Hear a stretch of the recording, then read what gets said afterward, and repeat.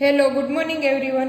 Last લેક્ચરની અંદર આપણે નેમ રિએક્શન જોઈ હતી. એ નેમ રિએક્શનની અંદર બે નેમ રિએક્શન જોયેલી હતી. ફર્સ્ટ હતી રિમર્ટીમાઇન રિએક્શન અને સેકન્ડ જે રિએક્શન હતી એ હતી કોલ્બે સ્મિથ રિએક્શન. બરાબર. રેમર્ટીમાઇન એન્ડ કોલ્બે સ્મિથ રિએક્શન છે તે ફિનોલની કેમિકલ રિએક્શન હતી. હવે આજે જે જોવાની છે થર્ડ નેમ રિએક્શન તે છે કાર્બાઇલ એમાઇન રિએક્શન.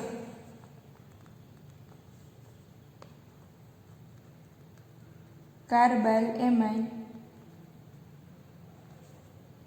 રિએક્શન પેલી જે બંને જેમ કે રિમર્ટીમાઇન એન્ડ કોલ્બે સ્મિથ બંને કેવી ફિનોલની કેમિકલ રિએક્શન છે, એવી જ રીતે આ કાર્બાઇલ એમાઇન રિએક્શન છે તે એમાઇનની કેમિકલ રિએક્શન છે. એટલે અહીંયા લખશું એમાઇન કેમિકલ રિએક્શન. એન્ડ આ જે કાર્બાઇલ એમાઇન રિએક્શન છે તે ખૂબ જ એવી જાણીતી ટેસ્ટ આપે છે. તે ટેસ્ટને કહેશું આપણે આઇસોસાયનાઇડ ટેસ્ટ. બરાબર. એટલે કાર્બાઇલ એમાઇન રિએક્શન છે તેનું અનધર નેમ છે તે છે આઇસોસાયનાઇડ ટેસ્ટ. આઇસોસાયનાઇડ ટેસ્ટ કરીને પણ પૂછાઈ જાય તો એ જ નેમ રિએક્શન લખવાની છે carbyl amine reaction. Isocyanide test. અહીંયા ફોર્મેશન થશે આઇસોસાયનાઇડનું. Formation of isocyanide. ચાલો આઇસોસાયનાઇડ કોને કહેશું તો કે R N plus triple bond C minus. અહીંયા આર ઇઝ ઇક્વલ ટુ લેવાનું છે આલ્કાઇલ ઓર એરાઇલ. બરાબર. તે હોવું જોઈએ. બટ તેની એક કન્ડિશન છે જે આપણે નોટ ડાઉન કરીએ. It is only given by primary amine. બરાબર. પ્રાઇમરી એમાઇન જ છે તે આઇસોસાયનાઇડ ટેસ્ટ આપશે. સેકન્ડરી કે ટર્સરી એમાઇન છે તે આઇસોસાયનાઇડ ટેસ્ટ આપી શકશે નહીં. અહીંયા R is equal to alkyl લીધેલું હશે તો પણ ચાલશે અને અને R is equal to aromatic ring લીધેલી હશે તો પણ ચાલશે. એટલે કે એરાઇલ એમાઇન અને આલ્કાઇલ એમાઇન બંને આઇસોસાયનાઇડ ટેસ્ટ આપે. બટ સેકન્ડરી કે ટર્સરી એમાઇન જો હશે તો તે આઇસોસાયનાઇડ ટેસ્ટ આપશે નહીં. બરાબર. એટલે આપણે પ્રાઇમરી, સેકન્ડરી અને ટર્સરીમાંથી જો આપણે સેપરેટ કરવું હોય કે પ્રાઇમરી એમાઇન કયું છે, સેકન્ડરી કયો છે, સેકન્ડરી કે ટર્સરી કયો છે, તો તે આપણે આઇસોસાયનાઇડ ટેસ્ટ કરી અને સેપરેટ આઉટ કરી શકીએ. બરાબર. જો પ્રાઇમરી એમાઇન હશે તો આઇસોસાયનાઇડ ટેસ્ટ આપશે. સેકન્ડરી કે ટર્સરી એમાઇન હશે તો તે આઇસોસાયનાઇડ ટેસ્ટ આપી શકશે નહીં. બરાબર. તો હું અહીંયા લખું છું આર ઇઝ ઇક્વલ ટુ આપણે લઈ શકીએ આર NH2. અહીંયા R is equal to alkyl chain. R NH2 or AR NH2 એટલે કે એરોમેટિક રિંગ લીધેલી છે, એનિલિન લીધેલું છે. બરાબર. AR means aromatic ring.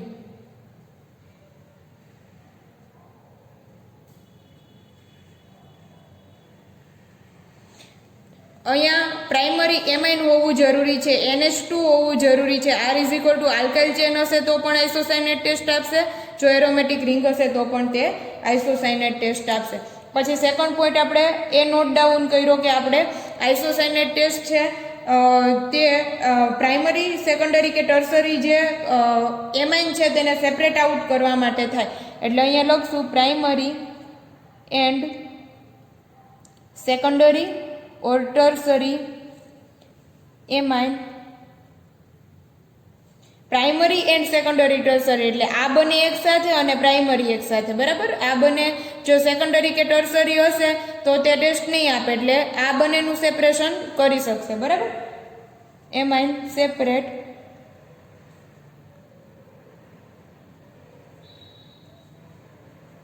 Isocyanide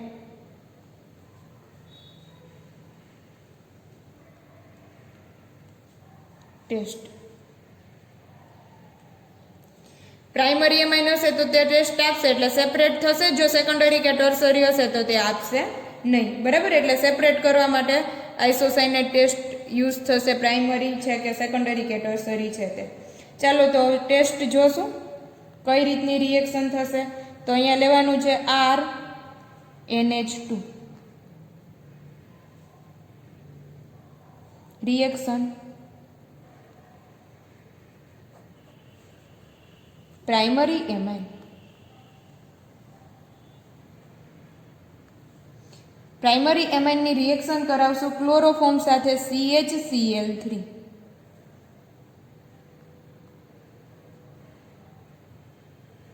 In presence of base like strong base NaOH or KOH.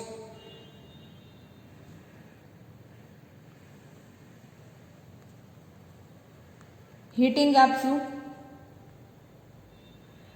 Heating આપતા તે કન્વર્ટ થશે આઇસોસાયનેટમાં RN plus triple bond C minus isocyanate.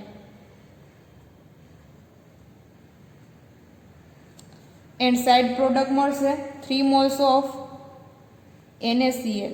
જો KOH લીધેલું હોય તો 3 moles of KOH or 3 moles of KOH. 3 moles of KCl. And water મળશે 3 moles of H2O. જો અહીંયા NaOH લીધેલું હોય તો રિમૂવ થશે NaCl. જો અહીંયા 3 મોલ્સ KOH લીધેલું હોય તો રિમૂવ થશે KCl. બરાબર, અને વોટર મોલેક્યુલ રિમૂવ થશે. તો આ જે છે તે એની રિએક્શન છે. અહીંયા R is equal two CH3 કે R is equal two phenyl ring લઈ અને આ રિએક્શન આપણે કરી શકશું. ચાલો મિકેનિઝમ જોશું.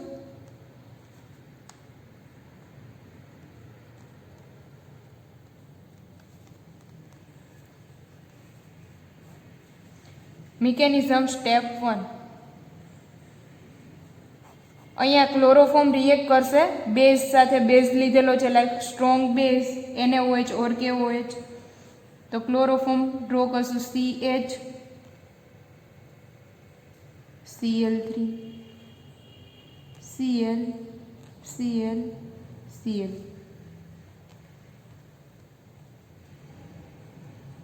ક્લોરોફોર્મ રિએક્ટ કરશે strong base like NaOH. NaOH નું કામ શું છે તો કે હાઇડ્રોક્સિલ આયન જે છે તે રિએક્ટ કરશે હાઇડ્રોજનને પોતાની તરફ એબ્સ્ટ્રેક્ટ કરશે. બરાબર, હાઇડ્રોક્સિલ ફંક્શનલ ગ્રુપ છે તે હાઇડ્રોજનને પોતાની તરફ એબ્સ્ટ્રેક્ટ કરશે એટલે રિમૂવ થશે H2O. વોટર મોલેક્યુલ રિમૂવ થશે. જેવો આ હાઇડ્રોજન છે તે એબ્સ્ટ્રેક્ટ કરશે તો કાર્બન અને હાઇડ્રોજન વચ્ચેનો બોન્ડ, આ બોન્ડ બ્રેક થશે. બોન્ડ બ્રેક થશે એટલે તેમાંથી કાર્બનની ઇલેક્ટ્રોનેગેટિવિટી વધારે હશે. તો આ જે બોન્ડ છે તેના લોન પેર ઓફ ઇલેક્ટ્રોન લઈ લેશે કાર્બન. કાર્બન પાસે જેવા લોન પેર ઓફ ઇલેક્ટ્રોન આવશે એવું જ આ ક્લોરીન છે તે લોન પેર ઓફ ઇલેક્ટ્રોન લઈ અને રિમૂવ થઈ જશે. Cl માઇનસના ફોર્મમાં અહીંથી Na પ્લસ રિમૂવ થશે NaCl. જો અહીંયા KOH લીધેલું હોત તો રિમૂવ થાત KCl. બરાબર, અને અહીંયા ફોર્મેશન થશે ડાયક્લોરોકાર્બિનનું. C lone pair of electron as it is Cl Cl ડાયક્લોરોકાર્બિન.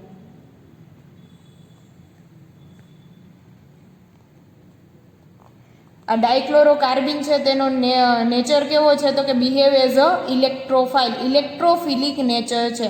આપણને જોતા એવું લાગે, આની આગળ પણ આપણે વાત કરી ગયા છીએ, મેં તમને લોકોને કીધેલું છે કે આ ડાયક્લોરોકાર્બિન છે તે જોતા અહીંયા એવું જ થાય કે લોન પેર ઓફ ઇલેક્ટ્રોન અહીંયા કાર્બન પાસે છે તો તેનો બિહેવ કેવું હશે તો કે તે બિહેવ એઝ અ ન્યુક્લિયોફાઇલ. આપણને એવું લાગશે જોતા કે અહીંયા લોન પેર ઓફ ઇલેક્ટ્રોન છે તો તેનો બિહેવ ન્યુક્લિયોફાઇલ જેવો હશે, બટ ખરેખર એવું છે નહીં. તેનો બિહેવ ઇલેક્ટ્રોફાઇલ જેવો જ છે. તેનું રીઝન શું છે તો કે તેનું ઓક્ટેટ કમ્પ્લીટ થયેલું નથી. અહીંયા તમે જુઓ તો કાર્બનને પોતાનું ઓક્ટેટ કમ્પ્લીટ કરવા માટે 8 ઇલેક્ટ્રોનની જરૂર છે. તો અહીંયા કેટલા છે તો કે 1 2 3 4 5 6.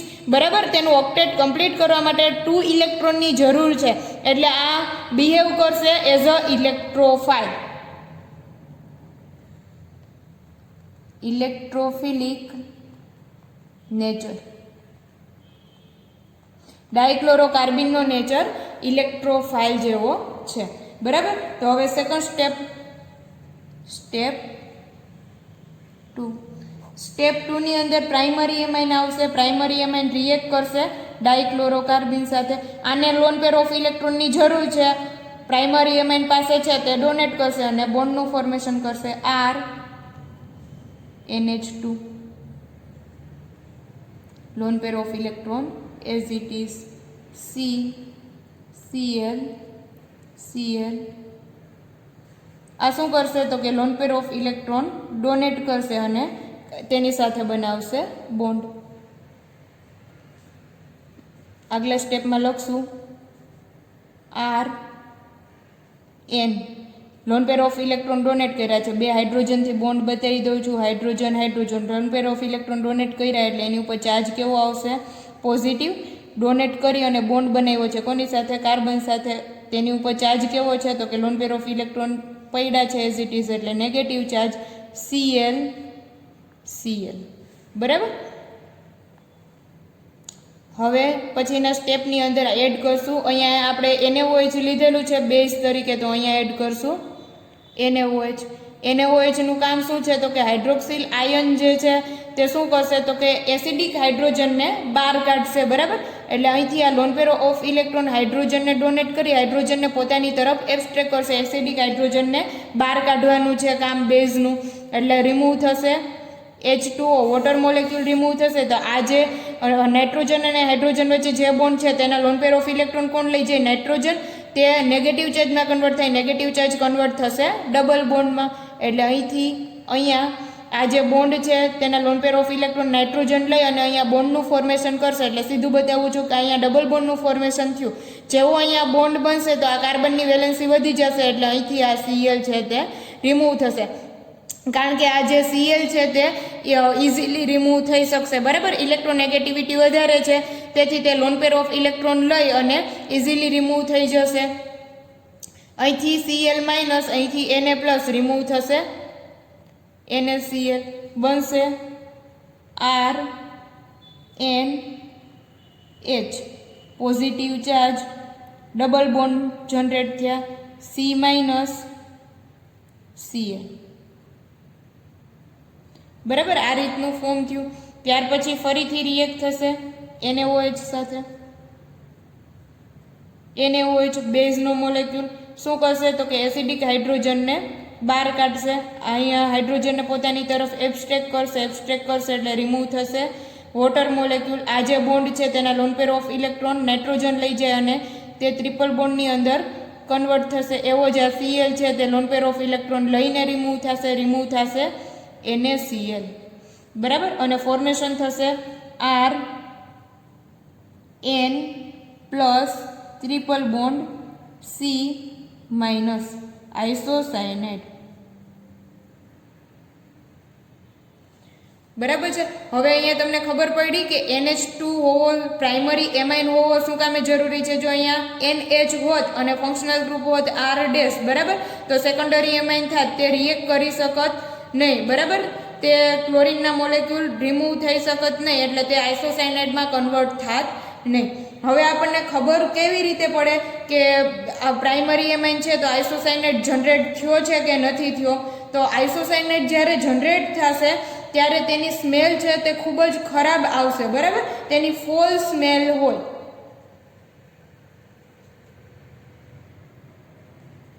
તેના ઉપરથી ખબર પડે કે આઇસોસાયનાઇડ જો બની ગયો હશે તો પ્રાઇમરી એમાઇન હશે. જ્યારે આઇસોસાયનાઇડ બનશે ત્યારે ખૂબ જ ખરાબ લેબની અંદર ખૂબ જ ખરાબ સ્મેલ આવવા મળશે, જેને લીધે ખબર પડશે કે આઇસોસાયનાઇડ જનરેટ થયો છે કે નથી થયો. ખૂબ જ ખરાબ વાસ આવે તો જનરેટ થયો હોય, જો નહીં આવે તો જનરેટ થયો હશે નહીં. તો અહીંયા આપણે carbyl amine name reaction and mechanism છે તે કમ્પ્લીટ કરીએ છીએ. ચલો, આપણા સિલેબસની અંદર જે 3 નેમ રિએક્શન હતી તે આપણે કમ્પ્લીટ કરેલી છે, બરાબર. હવે આપણે આગળ વધશું પિનાકોલોન રીઅરેન્જમેન્ટ. રીઅરેન્જમેન્ટનો મતલબ થશે પુનઃ ગોઠવણી, ફરીથી ગોઠવાવું, બરાબર. તેને કહેશું આપણે રીઅરેન્જમેન્ટ. અહીંયા પિનાકોલનો મતલબ થશે પિનાકોલ is equal two 1,2 diol system. 1,2 ડાયોલવાળી જે સિસ્ટમ છે તેનું આપણે રિએક્શન કરાવશું એસિડ સાથે અને તેને કીટોનમાં કન્વર્ટ કરશું. રીઅરેન્જમેન્ટ થઈ અને તે કીટોનની અંદર કન્વર્ટ થશે તો આપણે તેને કહેશું પિનાકોલ, પિનાકોલોન રીઅરેન્જમેન્ટ. પિનાકોલમાંથી આપણે પિનાકોલોન જનરેટ કરવાનું છે. ચાલો લઈ લઈએ.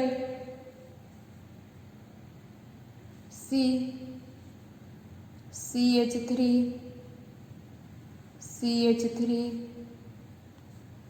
OH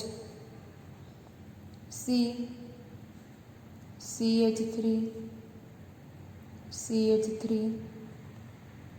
OH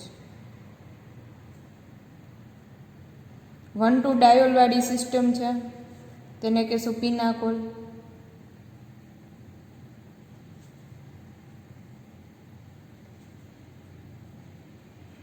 એસિડિફિકેશન H+ બનશે પિનાકોલોન. અહીંયા સેકન્ડ સ્ટેપની અંદર રીઅરેન્જમેન્ટ.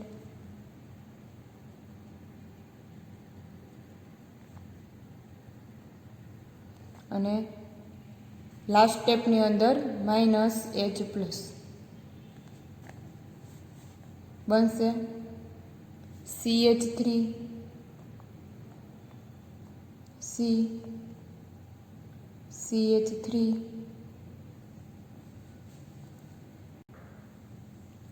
CH3 C double bond O CH3 COCH3. એટલે અહીંયા જો જોઈએ આપણે તો આ પિનાકોલ છે તે 1,2 ડાયોલ લીધેલો છે. અહીંયા જે આપણને મળશે તે કીટોન મળશે, બરાબર. તેને કહેશું પિનાકોલોન.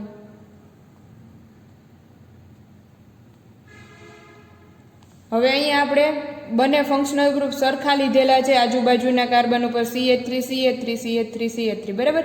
જો અહીંયા ફિનાઇલ રિંગ લીધેલી હોય તો એ પણ સરખી લીધેલી હોય તો કોઈ વાંધો નથી કે આ CH3 ફરશે કે ફિનાઇલ રિંગ ફરશે, બરાબર. તે હું મિકેનિઝમમાં તમને સમજાવીશ કે જો અહીંયા આપણે એક કાર્બન ઉપર 2 ફિનાઇલ રિંગ લીધેલી છે, અનધર કાર્બન ઉપર 2 CH3 ફંક્શનલ ગ્રુપ લીધેલા છે તો તેની પ્રોડક્ટ શું મળશે આપણે તે મિકેનિઝમમાં જ જોઈ લઈએ.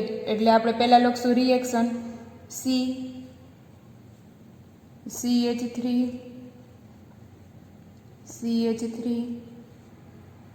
OH C phenyl ring PH OH lone pair of electron as it is. First સ્ટેપની અંદર કરશું એસિડિફિકેશન, સેકન્ડ સ્ટેપની અંદર થશે રીઅરેન્જમેન્ટ,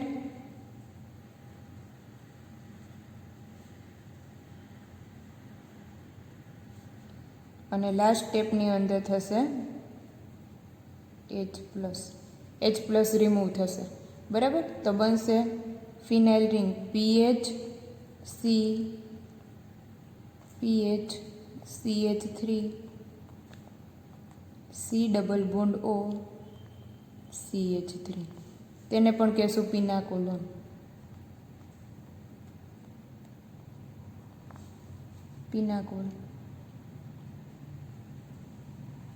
બરાબર. 1,2 ડાયોલવાળી જે સિસ્ટમ છે તેને કહેશું આપણે પિનાકોલ અને તેમાંથી જે પ્રોડક્ટ કીટોન મળશે તેને કહેશું પિનાકોલોન. હવે અહીંયા હું એવું કહેવા માગું છું કે અહીંયા આ જે કાર્બન છે તો ત્યાં બંને ફંક્શનલ ગ્રુપ સરખા છે, બાજુના કાર્બન ઉપર પણ બંને ફંક્શનલ ગ્રુપ સરખા છે, જ્યારે અહીંયા આ કાર્બન ઉપર બંને ફંક્શનલ ગ્રુપ ડિફરન્ટ છે આના કરતાં, બરાબર. તો હવે જ્યારે આપણે એસિડિફિકેશન પહેલા સ્ટેપની અંદર કરાવશું તો એ જોવાનું છે કે અહીંથી આ જે હાઇડ્રોક્સી ફંક્શનલ ગ્રુપ છે તેના લોન પેર ઓફ ઇલેક્ટ્રોન હાઇડ્રોજનને એબ્સ્ટ્રેક્ટ કરશે તો કયા કાર્બનના કરશે, તો કે જે carbon stable carbocation generate કરે તે પ્રોટોનેશન કરશે, બરાબર. તે લોન પેર ઓફ ઇલેક્ટ્રોન હાઇડ્રોજનને ડોનેટ કરી અને તેની સાથે બોન્ડ બનાવશે. એટલે પહેલું જે સ્ટેપ છે તે કયું હશે તો કે સ્ટેબલ કાર્બ કેટાયન જનરેટ કરવાનું હોય. તો આ બંનેમાંથી સ્ટેબલ કાર્બ કેટાયન કયા કાર્બન ઉપર જનરેટ થશે તો કે અહીંયા જનરેટ થશે, કારણ કે ફિનાઇલ રિંગ છે, ફિનાઇલ રિંગ પાસે પાઈ બોન્ડ છે, બરાબર, જેને લીધે રેઝોનન્સ થશે અને આ કાર્બ કેટાયન સ્ટેબિલાઇઝ બનશે. બરાબર, એઝ કમ્પેર ટુ આ કાર્બન.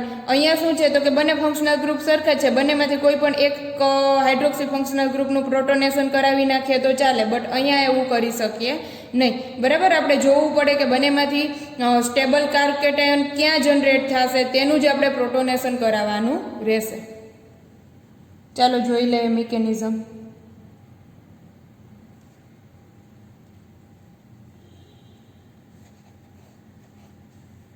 મિકેનિઝમમાં સૌથી પહેલા જનરેટ થશે સ્ટેબલ કાર્બ કેટાયન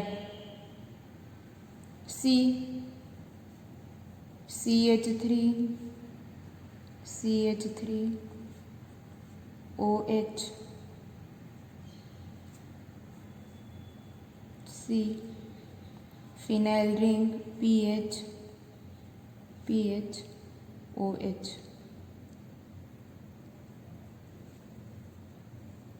સ્ટેપ 1 ની અંદર કરશું એસિડ સાથે ટ્રીટમેન્ટ, એટલે લોન પેર ઓફ ઇલેક્ટ્રોન હાઇડ્રોજનને પોતાની તરફ એબ્સ્ટ્રેક્ટ કરશે, એટલે કે અહીંયા loan pair of electron donate કરી અને હાઇડ્રોજન સાથે બનશે bond. CH3 OH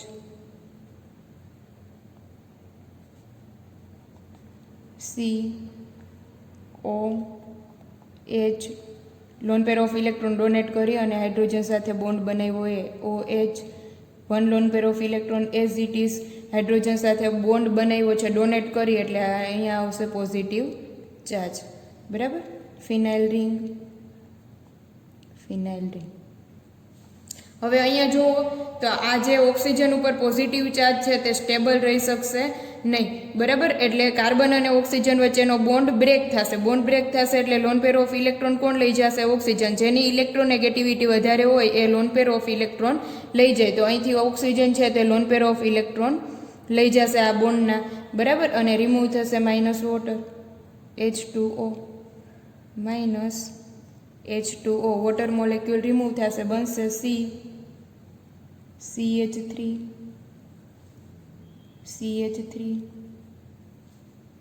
OH C phenyl ring positive charge. Carbocation generate થયો. બરાબર, આ જે કાર્બ કેટાયન છે તે સ્ટેબલ કાર્બ કેટાયન હોવો જોઈએ.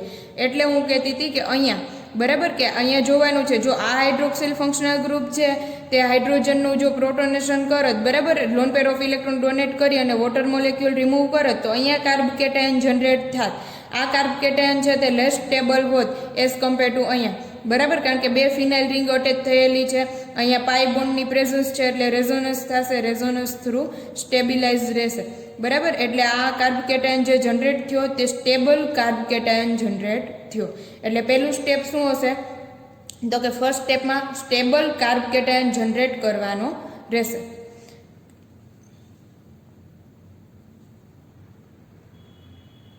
Stable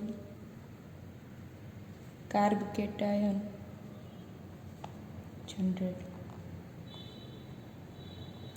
stable carbocation generate થવો જોઈએ. બરાબર, હવે અહીંયા જો જોઈએ તો આ કાર્બન ઉપર જે પોઝિટિવ ચાર્જ છે આ સ્ટેબલ જ છે, બટ અહીંયા જો તે પોઝિટિવ ચાર્જ આવી જાય કોઈ પણ રીતે તો અહીંયા ઓક્સિજન પાસે લોન પેર ઓફ ઇલેક્ટ્રોન છે તે વધારે સ્ટેબલ બને. બરાબર, એટલે શું થશે તો કે કાર્બન અને CH3 વચ્ચેનો બોન્ડ તૂટશે. એટલે જો કાર્બન અને CH3 વચ્ચેનો બોન્ડ તૂટે તો CH3 છે તે લોન પેર ઓફ ઇલેક્ટ્રોન લઈ અને અહીંયા માઇગ્રેટ કરે, જેને કે શું માઇગ્રેટરી એપ્ટિટ્યુડ અથવા તો માઇગ્રેશન સ્ટેપ. બરાબર, આ CH3 છે તે લોન પેર ઓફ ઇલેક્ટ્રોન લઈ અને અહીંયા માઇગ્રેટ થશે, એટલે અહીંયા બોન્ડ બનાવશે CH3. તો CH3 વચ્ચેનો બોન્ડ તૂટ્યો. સપોઝ કે એવું વિચારીએ કે આને નેગેટિવ ચાર્જ લીધો છે તો આ કાર્બન ઉપર કેવો ચાર્જ આવશે? Positive charge. બરાબર, એટલે અહીંયા પોઝિટિવ ચાર્જ આવી ગયો, તેથી આ OH છે તે કેવો થઈ ગયો?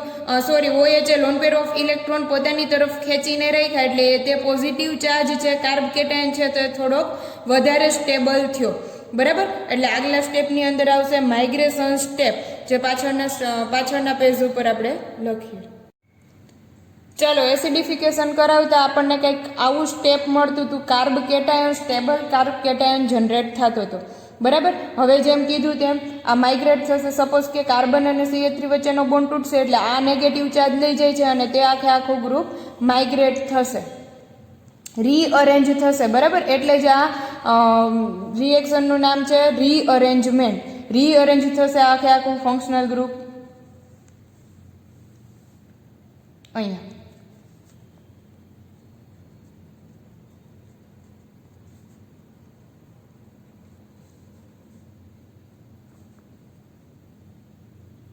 રીઅરેન્જમેન્ટ ઓફ ગ્રુપ. બરાબર. રીઅરેન્જ થશે. સપોઝ કે એવું વિચારો આ બોન્ડ બ્રેક થયો છે, લોન પેર ઓફ ઇલેક્ટ્રોન આણે લીધા છે એટલે નેગેટિવ ચાર્જ, અહીંયા આવશે પોઝિટિવ ચાર્જ. એટલે આગલા સ્ટેપની અંદર બનશે, અહીંયા લખીએ CH3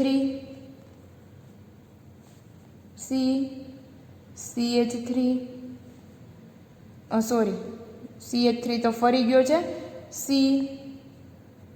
CH3 positive charge OH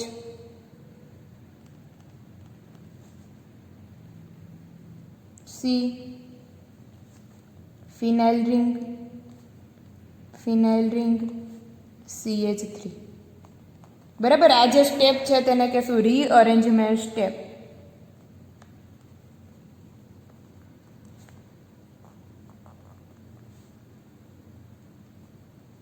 રીઅરેન્જમેન્ટ step છે. ચાલો હવે અહીંયા કાર્બ કેટાયન છે તે થોડોક વધારે સ્ટેબલ થઈ ગયો, કારણ કે અહીંયા loan pair of electron present છે. બરાબર. એટલે હવે જો અહીંયા જોઈએ તો આ પોઝિટિવ ચાર્જને કાઢવા માટે હાઇડ્રોજન છે તે પોતે H પ્લસ માઇનસ ઓક્સિજન અને હાઇડ્રોજન વચ્ચેનો બોન્ડ બ્રેક થશે અને હાઇડ્રોજન છે તે H પ્લસના ફોર્મમાં રિમૂવ થશે. તો અહીંયા ઓક્સિજન અને હાઇડ્રોજન વચ્ચે જે બોન્ડ છે તેના લોન પેર ઓફ ઇલેક્ટ્રોન કોણ લઈ જશે? તો કે ઓક્સિજન લઈ જશે. બરાબર. કારણ કે તેની ઇલેક્ટ્રોનેગેટિવિટી વધારે છે એટલે 4 માંથી થશે 6 એટલે મૂકશું નેગેટિવ ચાર્જ. એ નેગેટિવ ચાર્જ શું કરશે? તો કે ડબલ બોન્ડનું ફોર્મેશન કરશે. તેથી આ કાર્બનની 4 વેલેન્સી કમ્પ્લીટ થશે અને પોઝિટિવ ચાર્જ જતો રહેશે. તે કીટોનની અંદર કન્વર્ટ થશે. એટલે લાસ્ટ સ્ટેપની અંદર કરશું -H+. બરાબર. ડીપ્રોટોનેશન અથવા તો -H+ બનશે CH3 C double bond oxygen 2 loan pair of electron as it is C phenyl ring CH3 જેને કહેશું પિનાકોલોન.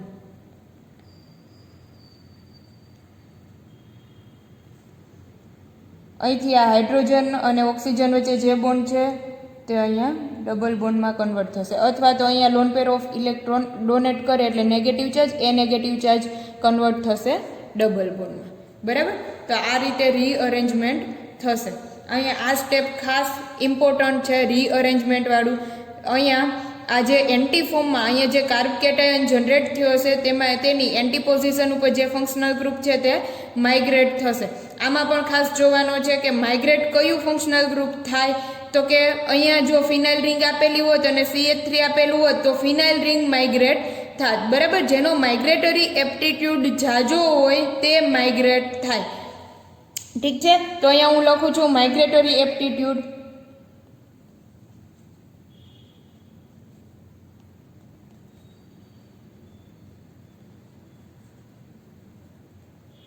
માઇગ્રેટરી એપ્ટિટ્યુડ આવશે, સૌથી પહેલાં આવશે હાઇડ્રોજન, ત્યાર પછી આવે ફિનાઇલ રિંગ અને ત્યાર પછી આવશે R functional group. R = alkyl.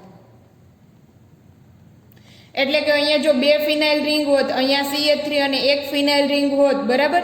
તો CH3 અને ફિનાઇલ રિંગમાંથી માઇગ્રેટ કોણ થાત? તો કે ફિનાઇલ રિંગ થાત, કારણ કે તેનો માઇગ્રેટરી એપ્ટિટ્યુડ વધારે છે આલ્કાઇલ કરતાં.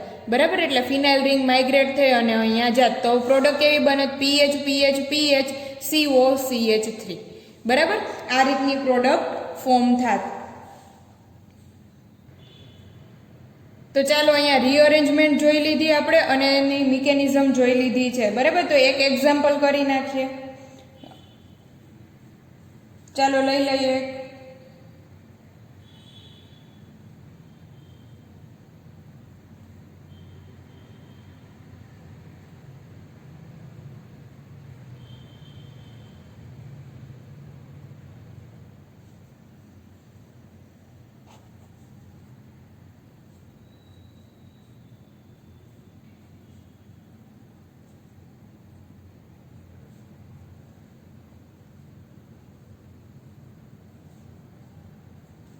1,2 ડાયોલવાળી સિસ્ટમ આપેલી છે.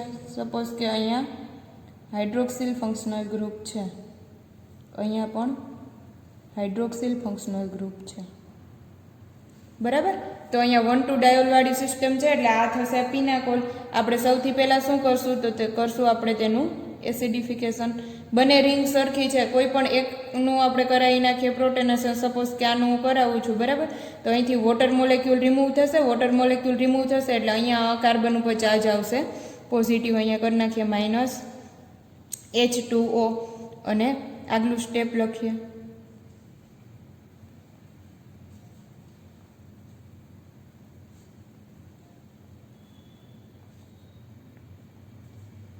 અહીંયા આવશે positive charge.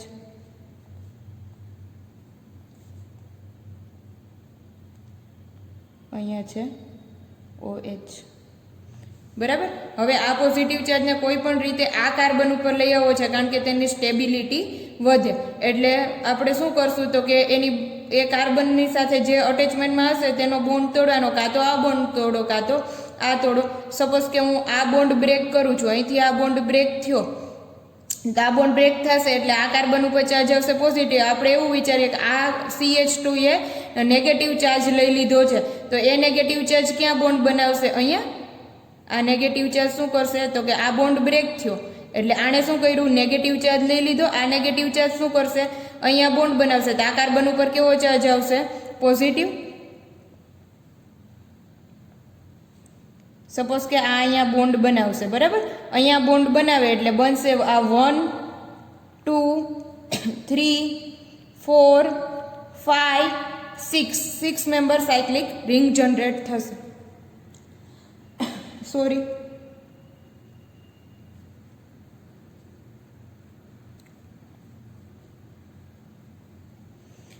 Six member cyclic ring સાથે અટેચમેન્ટમાં આવશે 5 મેમ્બર રિંગ. અને સેકન્ડ જે નંબરનો કાર્બન છે ત્યાં આવશે hydroxyl functional group OH. Loan pair of electron as it is, but ત્યાં ચાર્જ કેવો આવશે? Positive charge. આ પોઝિટિવ ચાર્જને રિમૂવ કરવા માટે શું કરશે તો કે હાઇડ્રોજન -H+ સ્વરૂપે રિમૂવ થશે. -H+. તો આ બોન્ડના લોન પેર ઓફ ઇલેક્ટ્રોન કોણ લઈ જશે? ઓક્સિજન. તે નેગેટિવ ચાર્જ શું કરશે? ડબલ બોન્ડની અંદર કન્વર્ટ થશે અને બનશે